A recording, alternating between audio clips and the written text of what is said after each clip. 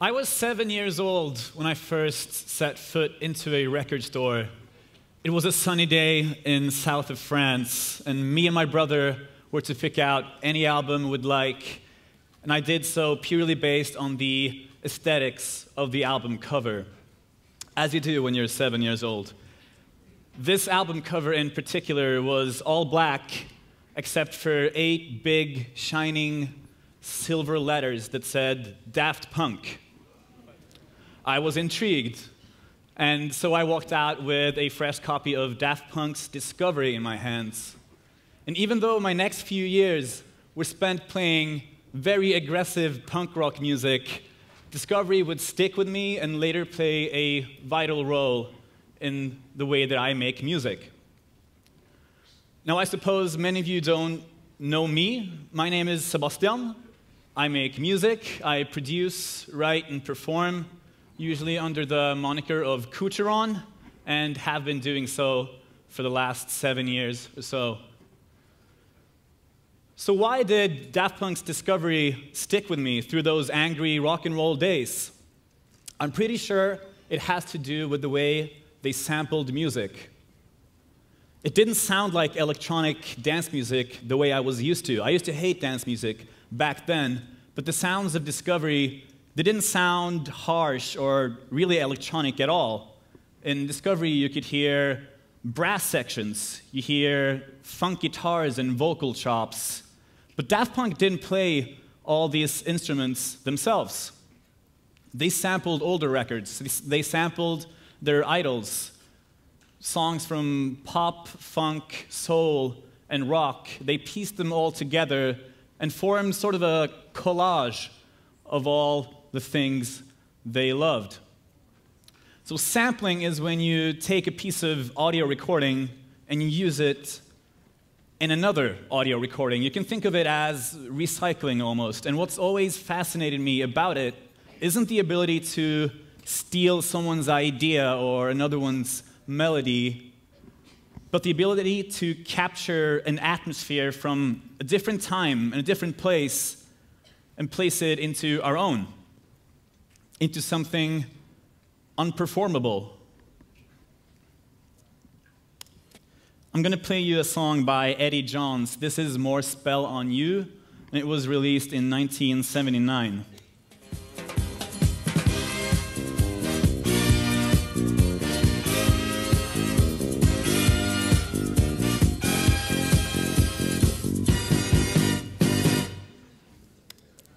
As cool as it sounds, it does sort of sound like an average song of your mother's old disco record. But 2 French guys managed to find 3 very important brass stabs within this very short snippet. This one, and this one. They slowed them down and looped them, and eventually came up with one of the most iconic album openers of all time.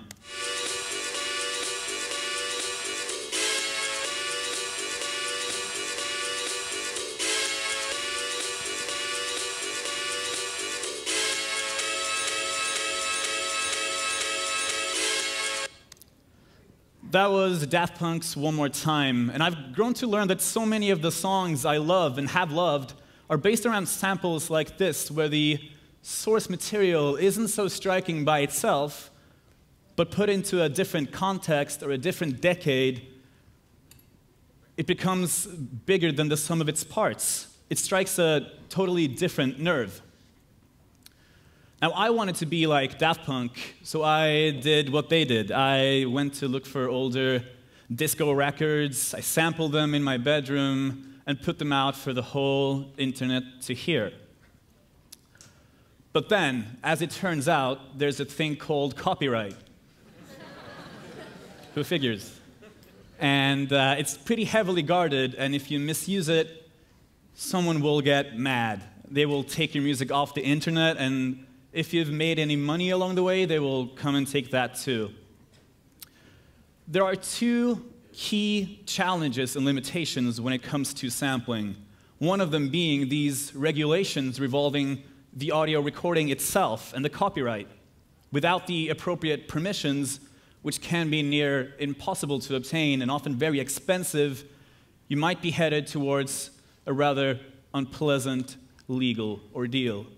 And one of my favorite cases of such is the story of Frank Ocean's Super Rich Kids, where in the bridge section of the song, Frank Ocean sings about searching for real love in a way that is strikingly similar to that of a Mary J. Blige song called Real Love.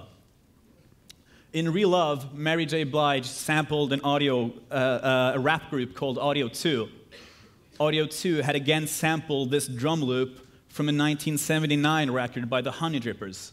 And it was their record label that eventually sued Frank Ocean and could now claim ownership in all of these songs in this weird hierarchy of sampling and interpolation, even though Frank Ocean's lyric had nothing to do with that drum loop from 1979. So we've now established one of the two key challenges. The second one, as I see it, is the absoluteness of an audio recording. It's pretty much set in stone in the way that you can't go back in time and ask Michael Jackson to sing something differently or ask Jimi Hendrix to just play it cool on that solo part. But what if you were to make your own samples? Wouldn't you then avoid these regulations? You would also be able to go back in time and make changes to the samples themselves. 3 years ago, I was tinkering around with a guitar riff that for some reason reminded me of Ed Sheeran's I See Fire. And instead of producing it out in the typical dance music fashion that I was used to at the time, I decided to rather flesh it out as a more folksy, symphonic piece, which I wasn't good at doing at all.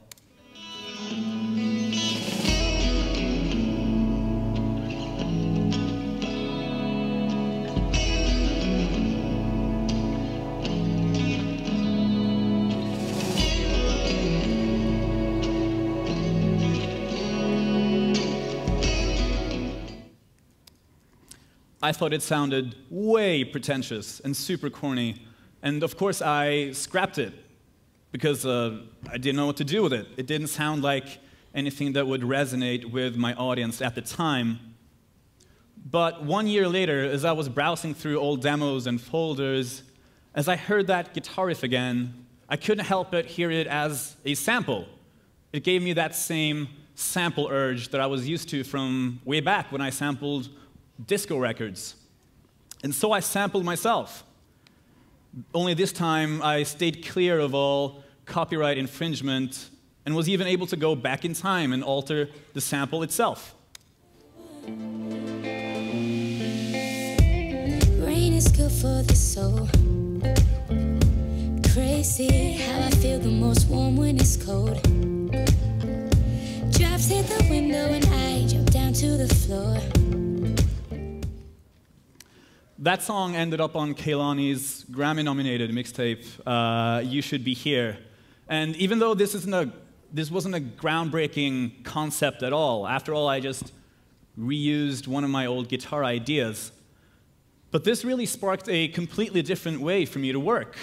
I stopped worrying about ideas not being finished, not fitting my project or brand or the politics of music. And instead, I started encouraging myself to go ahead and copy other people, other songs that I admired, only to sample them at a later point. Now, it's no secret that I can't really play guitar like Prince or John Mayer, nor can I sing like Freddie Mercury, but that's become the most exciting and fun challenge of them all. And I can't, it's made me focus on things like how reggae drummers accent certain beats, Motown recording techniques, and common chord progressions in gypsy jazz. And this obsession has grown into a pretty extensive sample library of my own. It's really cool. It's like a personal record store where I can browse through for all bits and pieces of sampling inspiration, like 80s smooth jazz, number 2.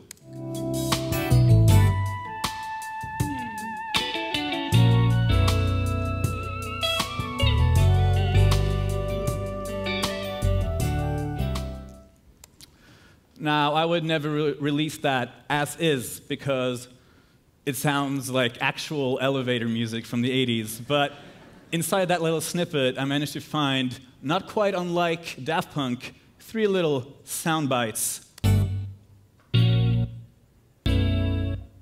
I sped them up,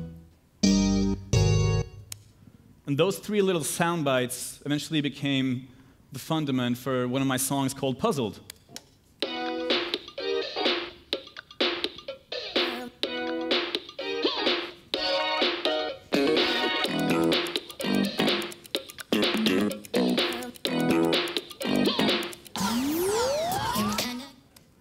Again, strikes a totally different nerve than the original sample source, and I have way more examples of this.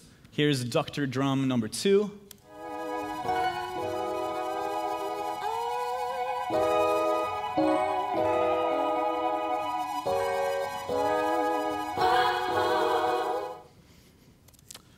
I went for a 80s soulful R&B vibe, but that sample ended up in a pop rap song by Pasha, the Norwegian rapper, called Pretty Boy Bounce.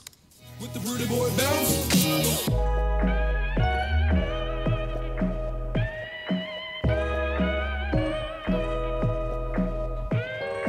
Bitch, you better get it with the Pretty Boy Bounce.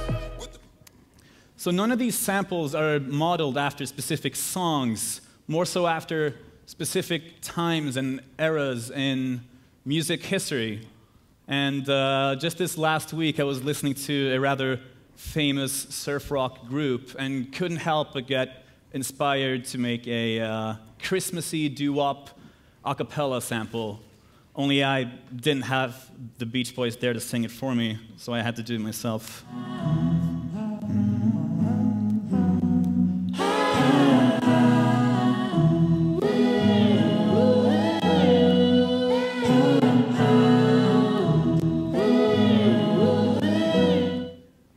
Again, as is, it sounds very typical and classic and kind of boring, but put some hip-hop drums on top.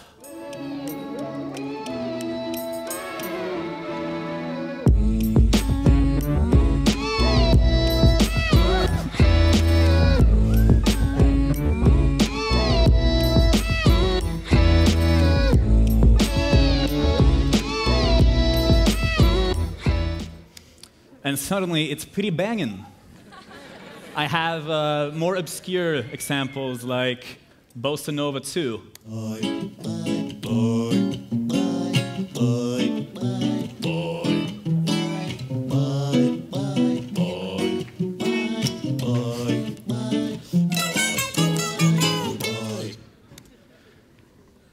And as much as I hate to disappoint you, that last one hasn't actually found its home yet. As is the case for most samples in this library, but at least now I don't feel like I'm wasting my time when I write really stupid music like that. Whereas I would previously look at maybe 95% of my work as just scrapped ideas or waste of time, they're now all potential samples. And I could browse through my library all day, but I'm not really here to promote my own music, rather to try and spark an idea and see if there's anything about this approach that could be applied to the way you face creative challenges. And I should note that I'm not the only one using this work method. In fact, I have one very last example to show you that I unfortunately had nothing to do with. If I had, I would be driving a nicer car. I had my friend and colleague Kettle send me this. He works in a similar fashion. And let me just play it to you and see if any of you recognize it.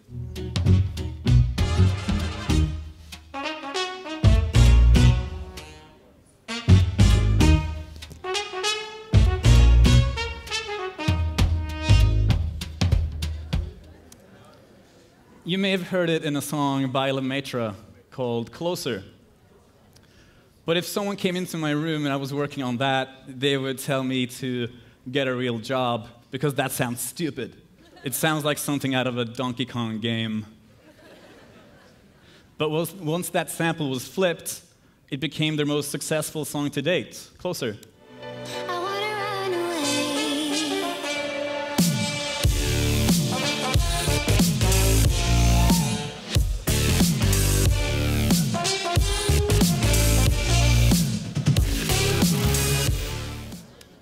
I should clarify, I still have nothing to do with that song. So via this method, the two key challenges of sampling, the regulations and the absoluteness of an audio recording, have both been eliminated. So instead of stealing from others, how about stealing from yourself? Tack.